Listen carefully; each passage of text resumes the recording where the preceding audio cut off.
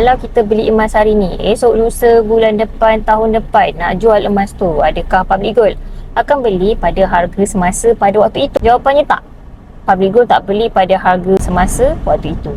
Public Gold akan beli pada harga jual semasa waktu itu. Harga jual emas dekat mana-mana tempat memang always lebih rendah berbanding harga emas semasa sebab ada spread.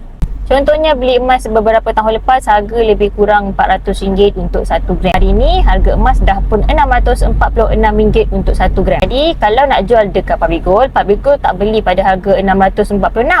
Public Gold akan beli pada harga jual semasa. Hari ini lebih kurang RM591 untuk harga buyback. Tapi masih lagi boleh untung sebab kenaikan harga emas dah pun mengatasi kadar spread yang dikenakan. So sebab tu simpan emas ni dia bukan untuk short term saving, at least 2 tahun dan ke atas.